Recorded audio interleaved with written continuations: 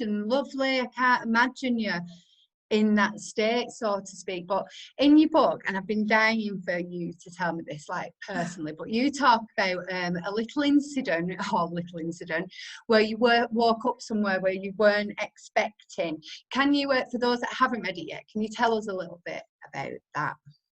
Yeah, of course. So it was, I was 27 at the time, and I'd been at a work party the night before, and there was free drinks, and I always got absolutely plastered at free drinks parties because, you know, there was no stopping me. And unbeknownst to me, I was so drunk that I couldn't remember where I lived because I was in a blackout.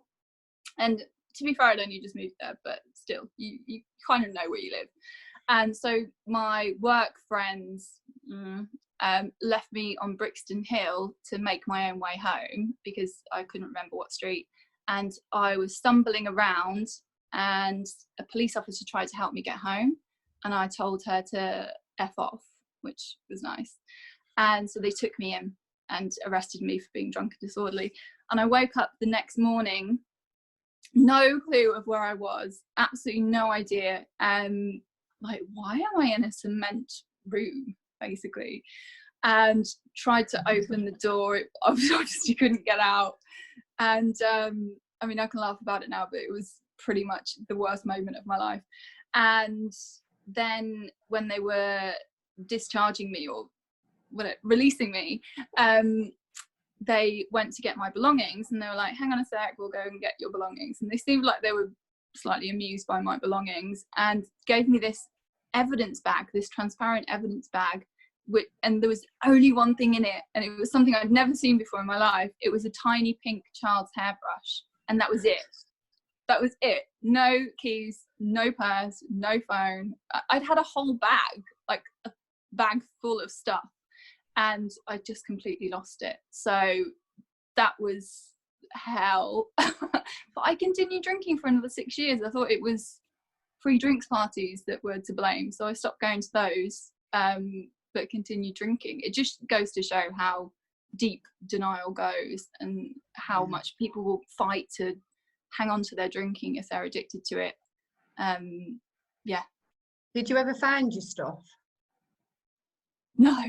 Lisa? I lost so much stuff. I mean, I can't even. There must be like 7 coats and 15 cardigans and 8 phones out there. It's so expensive, isn't it? We're the same. Lisa's. I came home in someone else's coat once on a night out, and didn't realise. I've done that. Yeah, and then the next day, thought, why have I got this coat? Where's it come from? And we ended up doing a whole phone round, and it was like we'd swapped coats between 5 of us, and had to go back to the same bar, which was really embarrassing, to return them all. Yeah, and got told how much we drank. So there's no wonder, you know, it was like 9 bottles of red wine between 3 of us, or something ridiculous like that. Oh my God. And the moment the next day where you have to go back to the bar and get your card because you've left it behind the bar because you set up a tab. Oh, it's awful. Most cringe moment.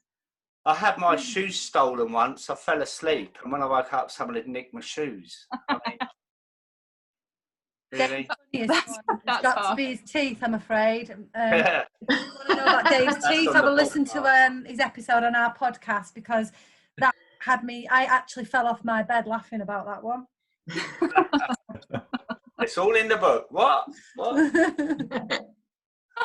I love that. Right, Lisa. What? It's you, Dave. How is it? Yeah, you said, let me ask that question. Catherine, this is the first time ever we've thought, right, we'll be dead organised for it today, and we've put little initials next to our questions, right, because we never ever do this, and already it's gone wrong. So, Catherine, I've got a really, really serious question for you, firstly. Okay. Do they do your jumper in an extra large? Because I would wear that. I was thinking that. That's such a nice jumper.